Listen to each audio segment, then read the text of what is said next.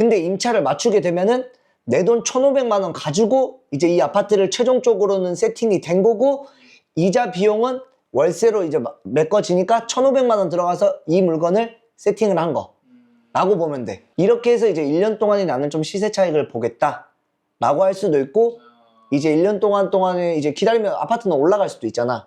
이렇게 보면서 할 수도 있고, 그리고 지금 현재 시점을 바라보면은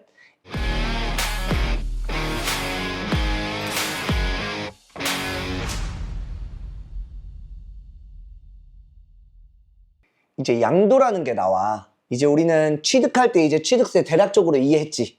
취득할 때 취득세를 어떻게 내는지 이제 이해했어. 명의를 이제 좀 어떤 식으로 써야 되는지도 이해를 했다. 대신 팔 때도 머리를 써야 돼, 이제 우리는. 왜냐? 팔 때 개인 양도세. 우리 아까 초단타라고 했지. 초단타. 만약 우리가 1,000만 원을 벌었다 라고 했었을 때 양도세 1년 미만을 보유를 했는데 1,000만 원 벌었어. 그럼 얼마 내야 돼? 70% 내야 돼. 그럼 얼마? 1,000만 원 벌었는데 그럼 700만 원 내지. 그럼 결국에 우리한테 남는 돈은 실질적으로 얼마? 300만 원 남아. 이렇게 되지. 이게 개인이 사업을 안 하는 조건으로 했었을 때 700만 원 또 세금 내니까 300만 원 남는 거야. 그랬을 때 1년 이상 끓여 보유했어. 2년 미만이야. 2년 미만이라고 할 때는 얼마야? 또 1,000만 원 벌었을 때 600만 원 내. 이렇게 되면 이제 우리한테 남는 거는 1년 보유를 했었을 때 1,000만 원 벌었다라고 하면 400만 원을 내는 거야. 여기까지 이해했지? 근데 매매 사업자라는 걸 이제 우리가 했다 라고 하면 이제 우리가 아까 1,000만 원 벌었다라는 가정하에 보면 1,000만 원을 벌었어. 그럼 1,400만 원 이하지. 그럴 때 양도세 얼마 내? 6%. 1,000만 원 벌었다 하면 얼마? 60만 원. 이렇게 되는 거야. 그래서 이게 무슨 차이냐면 이 1년, 2년 동안에 개인으로만 하면 너희 개인이니까 이제 이렇게 돈을 내 라고 하는 거야. 그리고 대신 너희가 개인이지만 사업을 하겠다라고 하면은 바로 이 2년 이상의 혜택을 바로 주는 거야. 그러니까 이제 우리 같은 경우에는 초단타를 하기 위해서는 이득이 뭐야? 우리가 막 10개, 100개 안 팔더라도 하나만 사고 팔고 하더라도 매매 사업자를 내는 게 우리한테 무조건 이득이다 라는 거. 알겠지? 무조건 내야 돼. 지금 배웠잖아. 이제 우리가 배웠어. 나한테도 배우고 알았어. 그럼에도 불구하고 까먹어. 그래서 언제 시점에 이거를 내야 되냐고 하면은 우리가 이 물건을 취득하기 직전에만 매매사업자를 내면 돼. 우리 물건이 완벽하게 소유권이 넘어오기 직전에만 내면 되는데 2차 저차 해가지고 이때 못 낸 사람들이 있단 말이야. 그랬는데 2,000만 원 벌었어. 2,000만 원 벌었다? 그랬을 때 진짜 세금으로 1,400만 원 가까이 내는 사람들이 있고, 이 순수익으로 2,000만 원 벌었을 때 약 한 뭐 10% 정도 낸다라고 하면은 그냥 200만 원 내고 내가 1,800만 원 득이 되냐, 아니면은 1,400만 원 내고 나한테 뭐 600만 원 정도 이제 이득 되냐. 왜냐면 이거 내냐 안 내냐의 차이가 이렇게 또 차이가 있다. 그럼 1,000만 원 차이 정도 가까이 되잖아. 그러니까 무조건 내야 되는데 이걸 또 깜빡하는 사람들이 있어.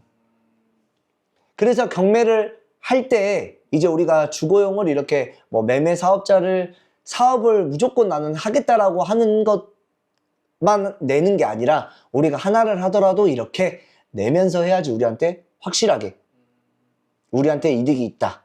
알겠지?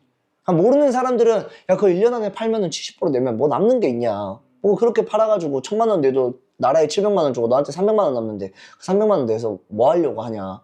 이런 사람들은 진짜 하나만 알고 둘은 모르는 사람들. 그리고 이제 우리 같은 경우에는 이제 알았어.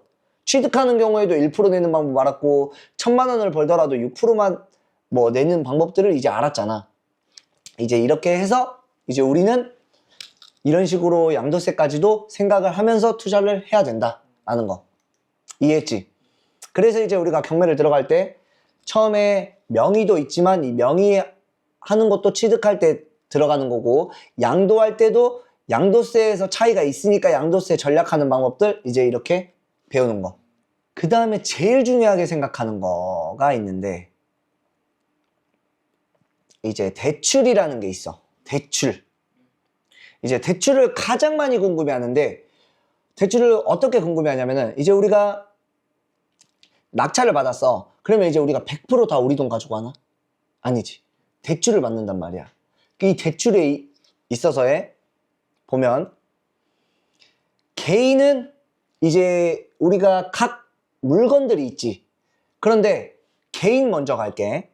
개인으로 먼저 간다라고 하면은 이제 아파트, 그 다음에 상가, 이렇게 이제 우리가 보는데, 아파트, 빌라, 상가 이렇게 보는데 여기는 개인이 대출이 나와.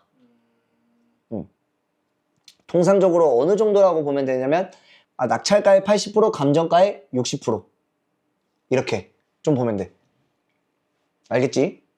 낙찰가의 80%예요. 낙찰가의 80%, 그 다음에 감정가의 60% 이렇게 있고, 각 물건마다 이게 조금씩 다른데 이제 통상적으로 이렇게 그냥 러프하게 이야기를 하고, 아파트 같은 경우에는 KB 시세라는 게 있어. 이제 아파트 천천히 이제 들어갈 건데, 대출을 하면은 아파트의 가격은 이제 우리가 공시지가도 있잖아. 근데 공시지가로 대출을 해주는 게 아니라 아파트는 KB 시세라는 게 있는데, 이 KB 시세로 60%, 그 다음에 낙찰가의 80% 중에 적은 금액으로. 그러면은 여기에서 이제 그러면 KB 시세라는 게 이제 궁금할 수 있잖아. 그럼 이제 KB 시세라는 거를 어떻게 보냐라고 하면은 KB 부동산 실거래가 있지. 그럼 이렇게 KB 실거래가를 딱 치고 여기에서 아파트 한번 보자. KB 시세가 얼마? 1억 8,750만. 그렇지. 1억 8,750만 원인데, 이렇게 이제 우리는 1억 8,750만 원에 몇 프로? 60%. 그렇지. 60%랑 그 다음에 낙찰가의 80% 이렇게 보는 거야. 그러면 이제 우리가 이 물건을 낙찰을 받았다라고 하면 대출은 이제 예를 들어서 얼마 정도 나올까? 이 물건 이제 실질적으로 한번 들어가 볼게. 이 물건이 이제 낙찰 받은 물건. 이어서 한번 어떻게 정확히 대출이 나왔는지 이제 보면 좋겠지. 가보자. 사건 번호 2023 타경 107156. 한번 권리 분석 한번 가보자. 권리 분석 먼저. 여기에서 권리 분석. 지금 어떻게? 근저당 날짜 언제? 21년 5월 6일. 그 다음에 21년 5월 6일로 됐다. 그 다음에 봐야 되는 거 우리가 임차인. 임차인 있다 없다? 없다. 우리가 물어줘야 될 돈 있다 없다? 없다. 그러면 이제 물건 가격만 보면 되지. 그러면 이 물건을 2억 600에 받았다 라는 거 지금 일단 외워놔야 돼. 이제 이거는 중요해. 이제 우리가 이제 대출을 받아야 되기 때문에 감정가가 2억이었다. 근데 2억 600에 이제 우리가 낙찰을 받았어.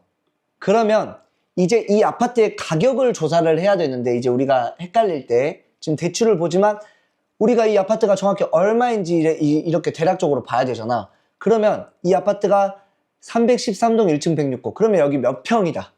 이런 거 알 수 있어 없어? 지금 이것만 보면. 그러면 여기에서 우리가 가장 쉽게 빠르고 볼 수 있는 게 동호수 가격을 보는 거야. 네이버 들어가서 동호수 가격 보고 우리 몇 동 몇 호? 313동 1층 106호 되어 있지. 그럼 여기서 313동을 클릭하고 1층 106호 이렇게 적혀져 있지. 그럼 여기에서는 또 105점 뭐 이렇게 나와 있지. 이게 아니라 여기에서 평으로 바꿔. 평으로 딱 바꾸면 여기에서 보면은 31평. 이게 우리가 통상적으로 말하는 부동산 가서 몇 평짜리 물건을 봅니다 라고 하는 게 31평의 물건인 거야. 우리는 31평짜리 물건을 보고 있습니다 라고 해야지 그쪽에서도 다 이해하고 받아들여.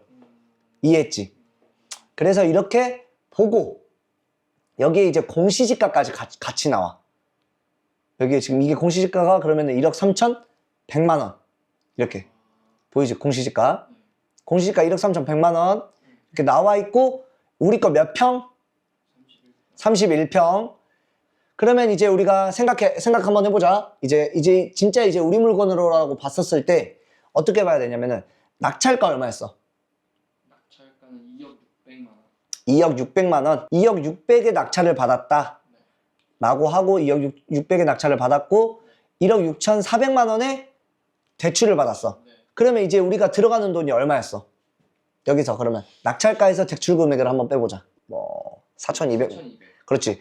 4,200만 원과 그 다음에 이제 우리가 생각해야 될 게 이제 취득세라는 게 있잖아.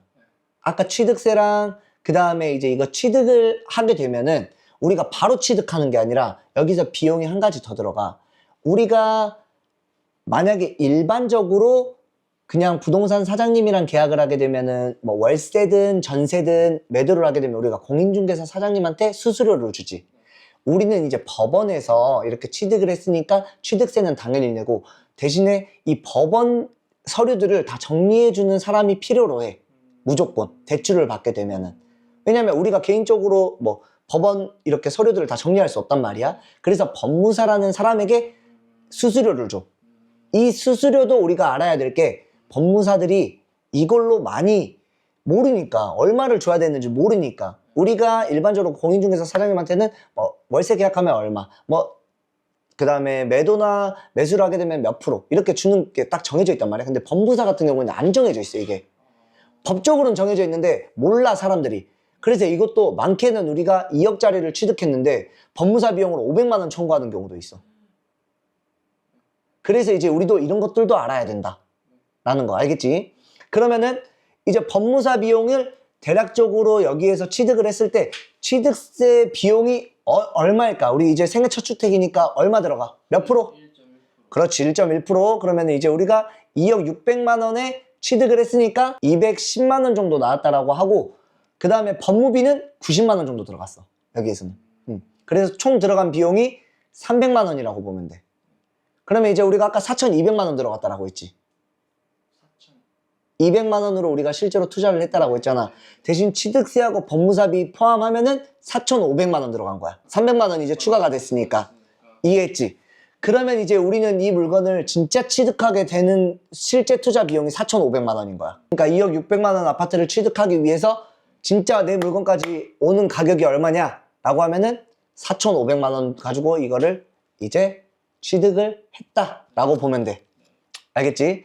그 다음에 이제 이게 우리가 대출을 받았으면 우리 대출 이자 내야. 대출 이자 1억 6,400만 원 해서 5%를 낸다 라고 계산을 하면은 어떻게 해야 될까? 0.05 하면은 이게 820만 원이야. 이거는 1년 기준이야. 5%는. 그렇지? 1년이니까 그러면은 이제 12로 나누면은 이제 달로 되겠지. 그러면 12로 나누면 우리가 한 달에 내야 되는 돈이 68만 원 정도 이렇게 내야 되는 돈이야. 그 다음에 이제 이 물건 같은 경우에는 우리가 바로 매도를 하려고 했지만 회원이랑 이제 상담을 했었을 때 이제 좀 자기는 이 물건 가지고 내 돈 안 들어가고 이제 아파트는 좀 가지고 있고 싶다라는 물건이었어. 왜냐면 종잣돈이 또 바로 필요로 하기 때문에. 그랬을 경우에 하는 방법이 이제 월세로 세팅을 하는 방법이 있거든. 그런데 이제 월세로 얼마에 세팅을 했냐? 보증금 3천만 원 받고 월세를 70만 원을 받기로 했어. 그러면은 내가 이제 매달에 이자 68만 원 내지. 근데 이제 70만 원 매달로 들어오니까 그 돈은 거의 또이또이 되겠지.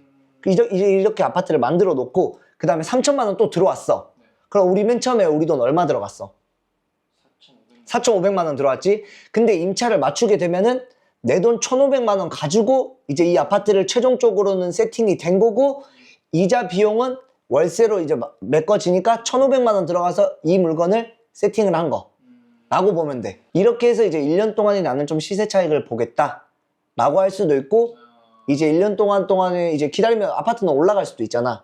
이렇게 보면서 할 수도 있고 그리고 지금 현재 시점을 바라보면은 이거 지금 2억 3,500만 원에 지금 내놨는데 매수 문의가 있단 말이야. 그러면은 이제 우리가 1,500만 원짜리 이제 1,500 이제 세팅 돼가지고 1,500만 원 우리가 들어간 거잖아요. 이 물건 가지고 1,500만 원 들어갔고 우리가 낙찰가 2억 600에 됐고 그 다음에 이제 우리는 2억 3,500만 원에 팔면은 2,900만 원은 이제 우리가 이제 이 물건을 이제 가지고 있으면서도 이제 나중에 그 매도 차익이 2,900만 원짜리라고 보면 되지. 이해했지? 이렇게 하는 경우들도 있다라는 거. 그래서 이제 우리가 이제 처음에 필요한 금액과 이제 이게 임차가 맞춰졌을 때 또 실제 투자 금액은 또 달라진다. 아니면 바로 팔았을 수도 있고 처음에 4,500만 원 들어가서 이제 우리가 이거 2,900만 원 수익을 냈다라고 하면은 이제 그것 또한도 이제 나의 이제 수익이니까 한 4,500만 원만 실질적으로 투자를 해놓고 그 다음에 2억 3,500에 팔았다라고 하면 2,900만 원 수익 나니까 그렇게 투자를 하는 경우들도 있고